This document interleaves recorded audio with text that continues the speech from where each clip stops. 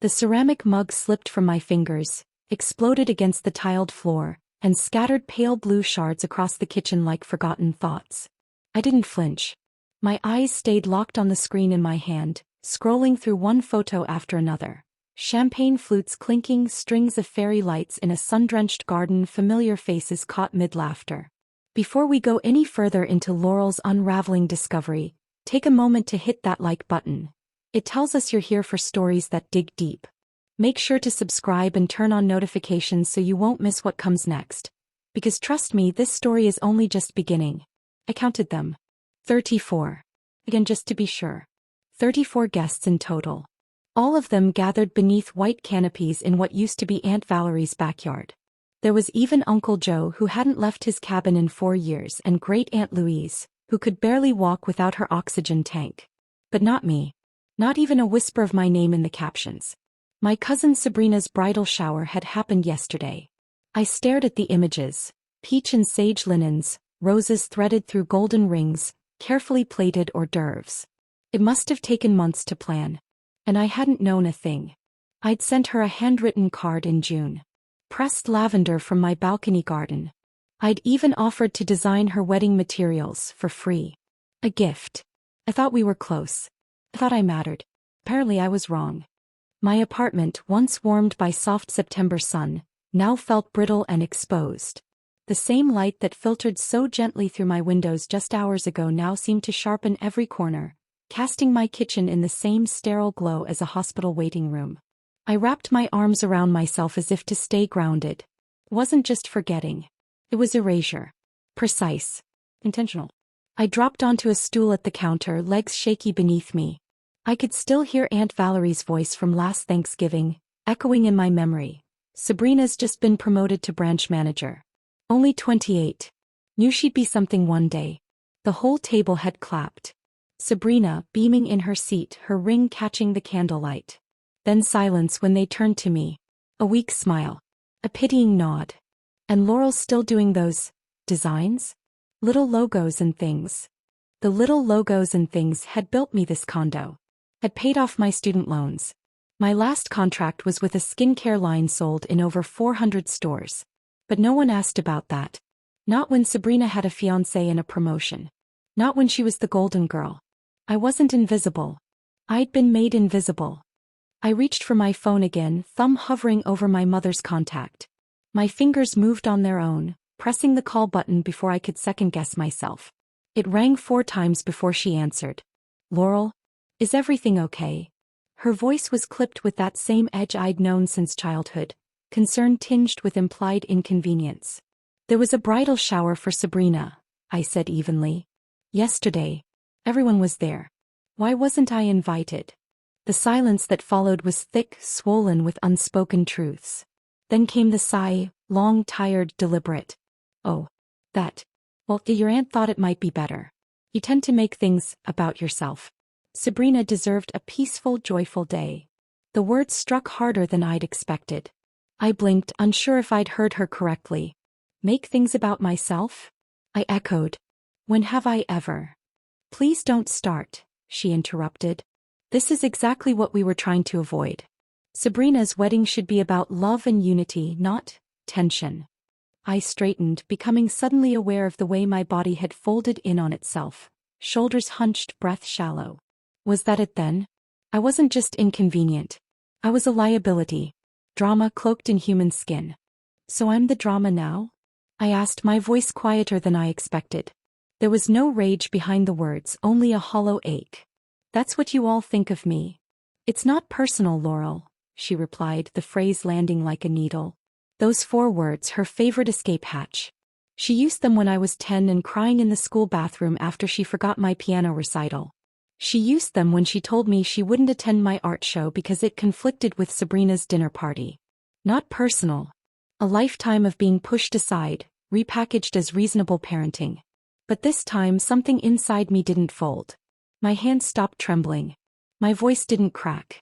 Instead, a stillness bloomed in my chest, terrifying in its clarity. This wasn't an oversight. This was deliberate. I'm calling Aunt Valerie, I said flatly. Laurel, don't. Her voice rose in panic. But the call had already ended. I pulled up Valerie's number and dialed. The ring barely finished before she answered. "Laurel," she said. "I was wondering when you'd call." No apology. No warmth. Just those 10 words, cold and unmistakably calculated. And suddenly I knew. This had been planned. Why wasn't I invited to Sabrina's shower? I asked, skipping past small talk. My voice was steady, almost too steady. Pause. Then without hesitation she said, "Because you shouldn't have been there." Sabrina deserved a day without distractions. Distractions. That was the word they'd chosen to reduce me to. "I'm her cousin," I replied, though the words felt weak even as I said them. Her only cousin. Aunt Valerie sighed, the kind of sigh that said she had rehearsed this conversation. "Listen, Laurel. We've all talked it over, your mother, your uncle, Sabrina. The wedding plans too. It's better this way. Less risk of unnecessary tension." The veiled threat hit its mark. "Push back and we'll shut you out completely." I stood at the kitchen window, the city lights beginning to flicker on beneath a darkening sky. My breath clouded the glass. For the first time in years I saw it for what it was. Not neglect, not forgetfulness. Control. They had chosen silence over sincerity, appearances over inclusion. I ended the call without another word. And in the hush that followed, the silence felt different. Not suffocating but honest. Sometimes the truth is quieter than betrayal. A cardinal landed on my balcony railing, vivid against the pale gray sky, as if the universe had decided I needed a reminder that some things, some truths, stand out no matter how others try to hide them. It stared at me for a long moment, then flew away without a sound. Hours later, I was deep in logo drafts for a boutique skincare client when my phone buzzed. I nearly ignored it. Deadlines waited for no one, but instinct made me glance at the screen. A group message from Aunt Valerie. "Remember to bring Sabrina's wedding flowers on Saturday. Good thing we didn't invite Laurel, less drama." My hand froze mid-sketch. The room tilted slightly. I gripped the counter, the air suddenly thin. She'd sent it to the wrong thread. Or maybe her fingers slipped. Either way, the message wasn't meant for me. But I'd seen it. I screenshot the evidence just before the message disappeared with a soft whoosh. Deleted but not forgotten. Her name. My mother's. Sabrina's. All present in the group.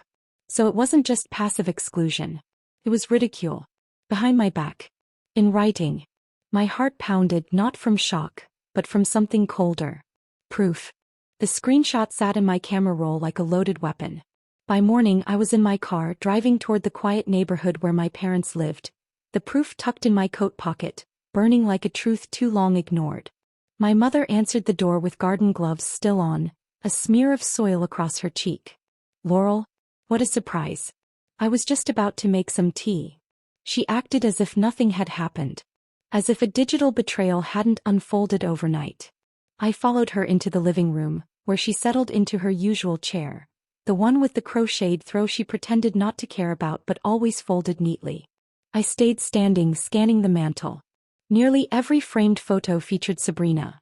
Sabrina at prom, Sabrina in cap and gown, Sabrina with her fiancé. In the few pictures where I appeared I was blurred, blinking or cropped at the edges. "I got an interesting message last night," I said, pulling out my phone. Her face shifted when I showed her the screenshot, not with surprise but resignation. "We all agreed it would be easier this way," she said, brushing invisible lint from her sleeve. And just like that she admitted it. "Easier." I repeated, the word sharp on my tongue. "For who?" "Sabrina deserves a beautiful wedding without complications," she said softly, as though she were still the peacemaker, not one of the architects of my erasure. "Complications," I echoed. "You mean me." "Now, Laurel," she sighed, voice slipping into that well-worn tone reserved for when I was being too much, too emotional, too sensitive. "Let's not turn this into something it doesn't need to be." I didn't sit. I couldn't. "You think I should just disappear for the weekend? While my cousin gets married at the Grand Vista Hotel in front of 200 people, including second cousins I haven't spoken to in a decade, and I'm, what? A ghost you don't have to feed." Her face stiffened. "How do you know about the venue?" I smiled, small and cold. "Rachel called. Wanted to know if we were carpooling. She assumed I'd be there." That landed. My mother blinked, her composure slipping just a fraction. Your father and I think it's better this way, she finally said. The family agrees. The family's been told, I corrected. What exactly did you tell them about me? She didn't answer. She couldn't. She stared at a loose thread on her sleeve, fingers twitching, avoiding my gaze. I just said, you've always been sensitive. About Sabrina getting attention. It was such a small sentence. But it cracked something wide open inside me. I saw it all now. Years of family dinners where my voice was talked over. Where Sabrina's internships were celebrated with champagne while my design contracts were met with polite nods. The time I landed a national rebrand campaign and no one even asked to see the work. You're rewriting the family story, I whispered. And in your version I'm the problem. That's not true, she said quickly, but her voice wavered, like someone trying to argue against a mirror. It is true. The realization was a strange relief. And now I have two choices. Accept that I've been excluded, or speak up and lose what little connection we have left. She stood abruptly, walking to the window. I hope you'll make the right decision, she said without turning around. Your father and I have helped with your property taxes, Laurel.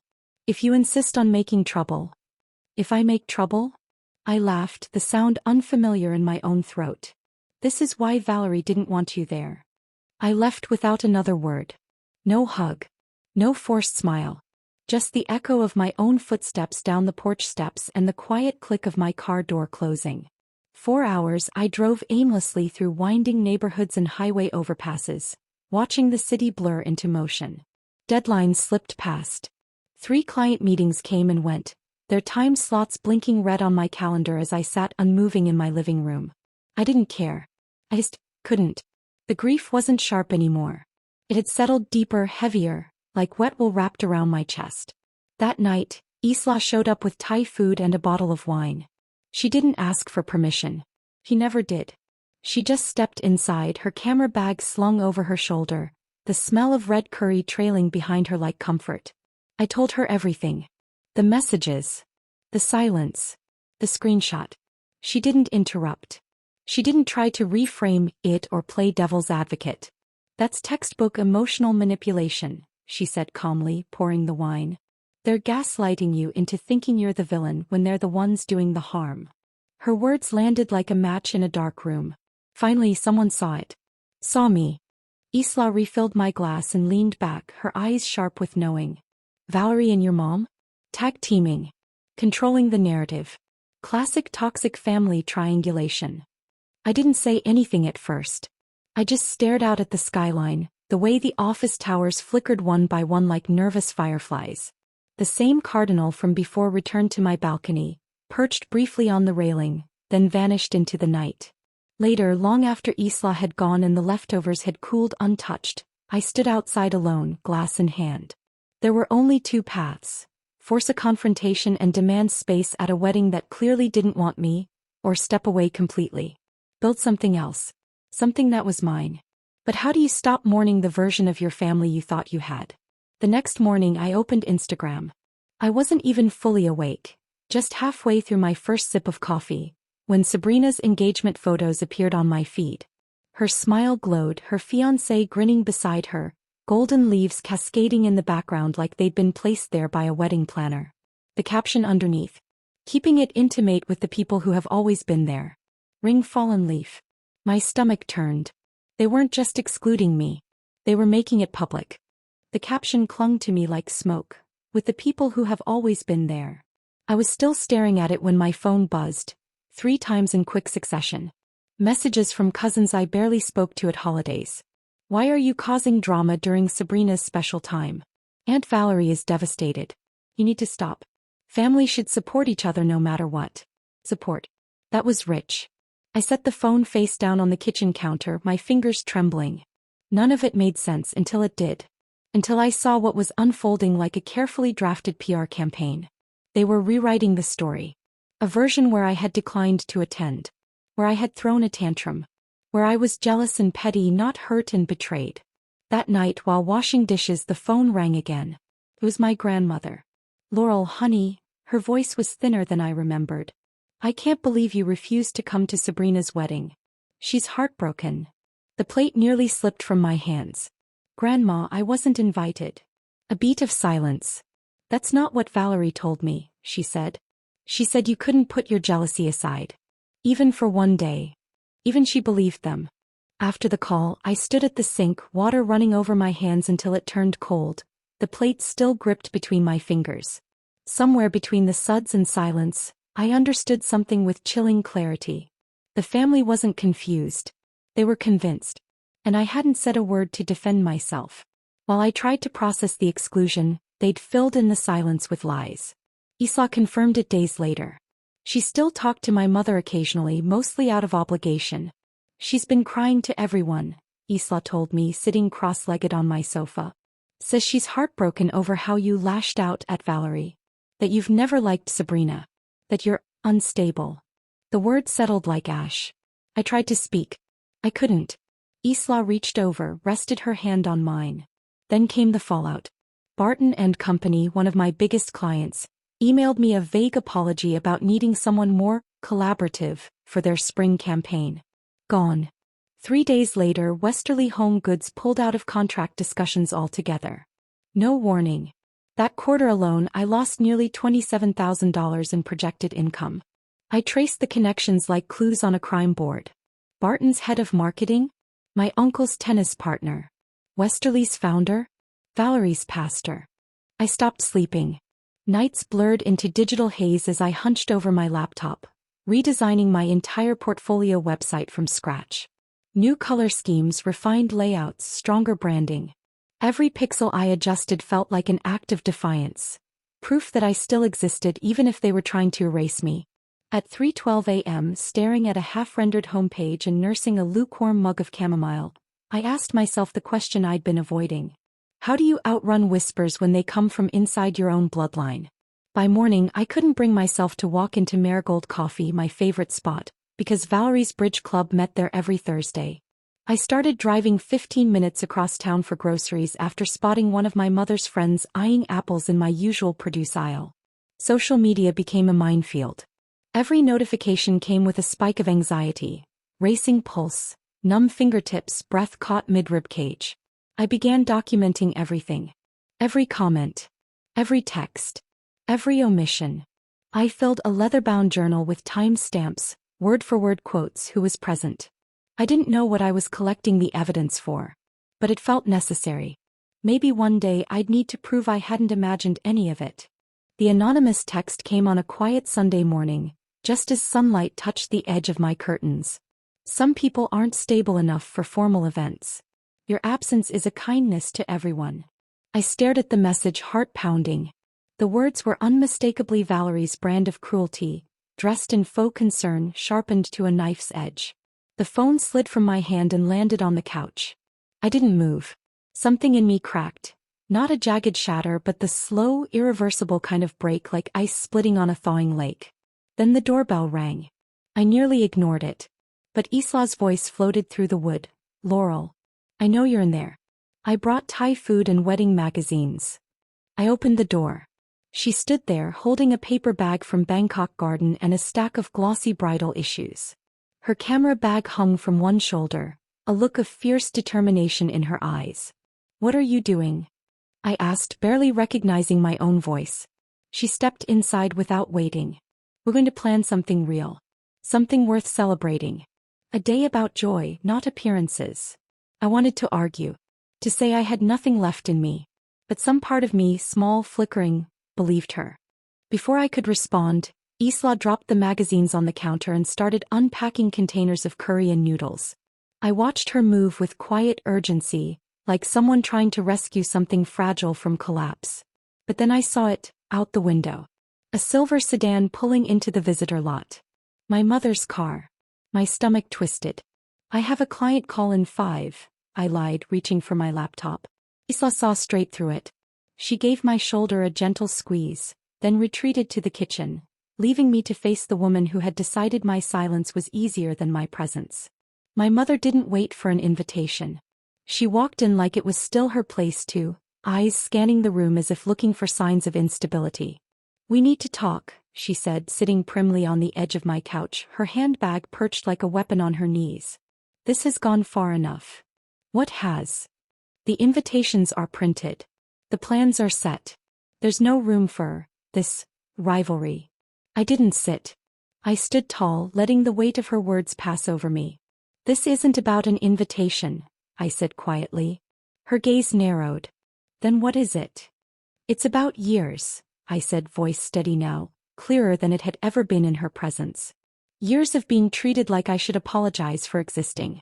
Years of watching you shrink me to keep Sabrina shining.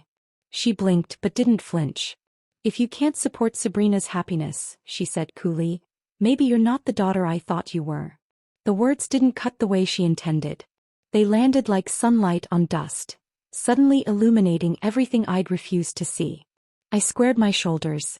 I'm exactly the daughter you raised, I told her. I just stopped performing the version you preferred.